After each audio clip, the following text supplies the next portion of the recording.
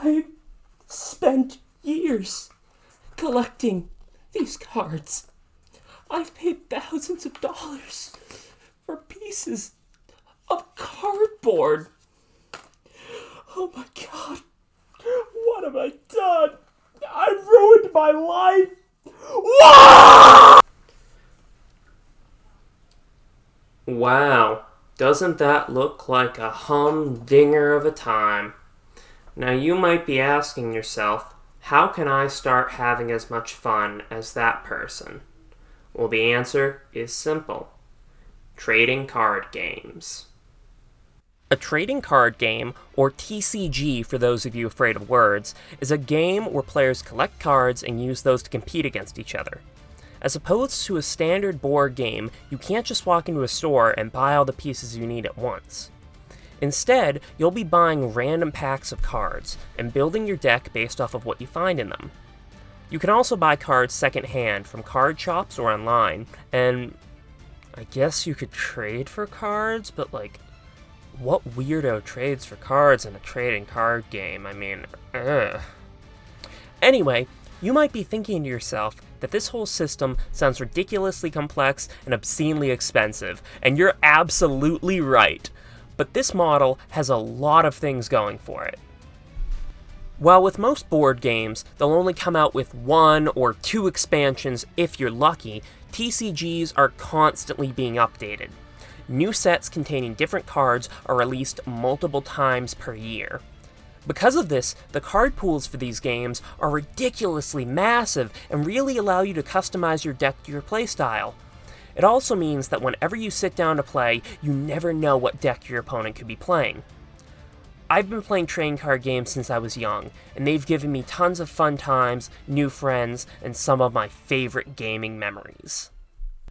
First off, we're going to talk about the game that started it all, Magic the Gathering. Now, there were trading card games before MTG, but actually not really. Games before this were poorly made and just designed to sell more baseball cards, and most of them were discontinued about 5 minutes after they were made. MTG was the first time an honest attempt was made at creating a great card game, and oh man did it work! Magic came out in 1993 and is more popular now than it has ever been. In the game, you play as a wizard known as a planeswalker. You can cast sorceries, bring forth creatures, and use instants to respond to your opponent's actions. But to do any of this, you need to draw resources from your lands, of which you can only play 1 per turn. Magic is one of the slowest games out there, since you need to build up your lands before you can really play anything crazy. I mean, that is unless you're playing an early game combo deck, in which case, you. Magic has the most freedom out of any card game I've ever seen. There's tons of ways to win. Sure, most of the time you're just reducing your opponent's life total to 0, but you can also win by making your opponent run out of cards in their deck or by card effect, and no matter what win con you're aiming for, there's hundreds of ways to get there. Draw your entire deck in 1 turn, make infinite tokens, flood the board with artifacts. There's so much you can do, and so many different strategies you can enjoy. This makes not only gameplay, but also deck building itself so much fun, which is probably why I have more decks for Magic than any other card game. Magic is also one of the most accessible card games I have ever seen. Like all modern TCGs, Magic has a digital option being MTG Arena, and you know what, it's pretty good, and it can be started for the low cost of free. But where Magic truly shines in this category is being played physically. It can sometimes be tough finding a place to play Pokemon or Yu-Gi-Oh! In person, but I have never seen a card shop that didn't have Magic events multiple times per week. Next up is the Pokemon card game. This came out in 1996, shortly after Pokemon's first generation of video games, and its gameplay is heavily based off of them. You have 1 active Pokemon at a time, with others remaining on your bench. You can only attack with your active Pokemon, and only if you have the required energy attached to it. Attacking ends your turn, but before that, you can play trainer cards, evolve your Pokemon, and put other Pokemon onto your bench. There's two main ways to win the game. The first is to make it so that your opponent has no active or benched Pokemon, and the second is to draw all 6 of your prize cards. Prize cards are random cards from your deck that are placed face down at the beginning of the game. Whenever you defeat an opponent's Pokemon, you add one of these to your hand. The prize card system is one of the most unique ways I've ever seen to win a TCG, and it works really, really well. In terms of gameplay, Pokemon is one of the simplest and most constricted experiences on this list.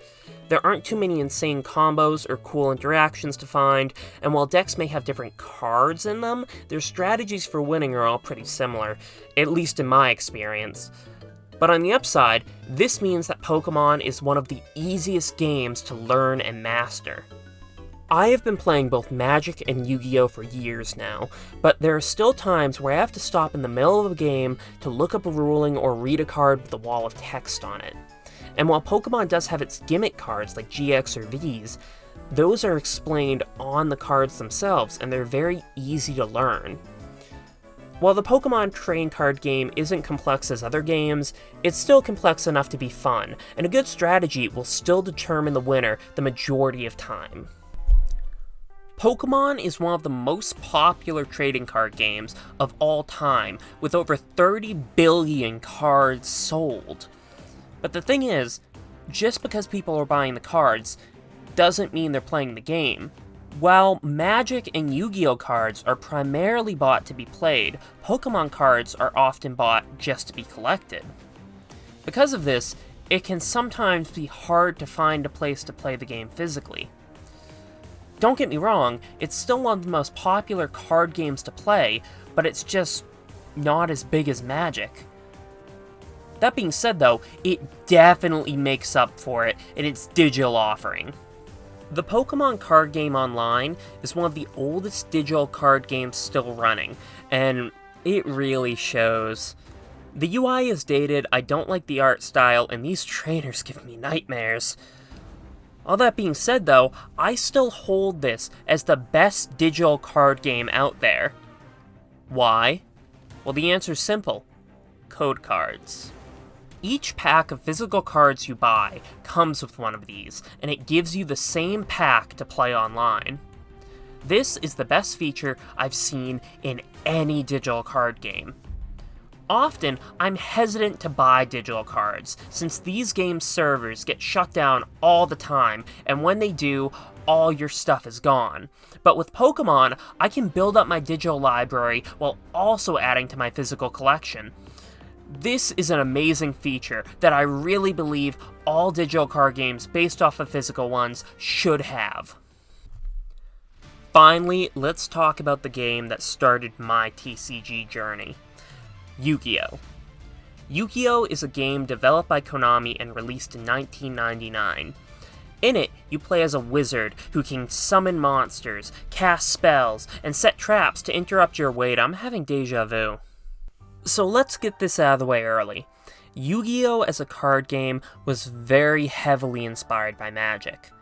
In both of them, you're some form of wizard, you can play spells, summon monsters, and you have a life total that when it hits 0, you lose.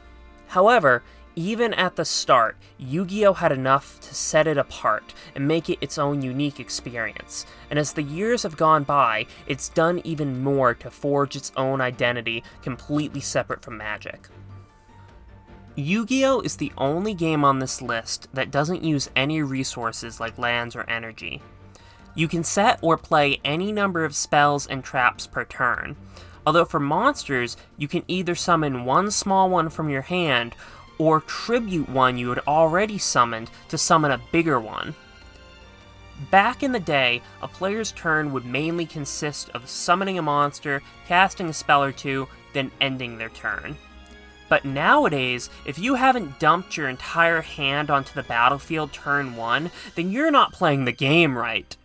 Now all card companies need players to keep buying their cards, otherwise, well, they go out of business very fast.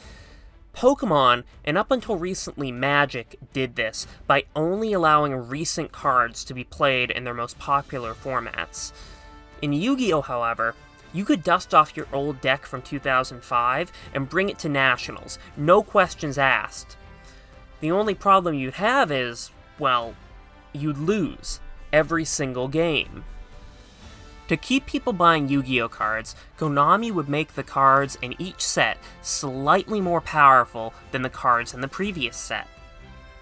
At first, this was fine, because these power differences were pretty small.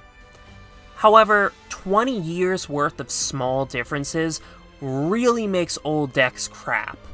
If you leave the game for a time and want to get back into it, then you're going to have to make significant changes to your deck, if it's even still viable at all.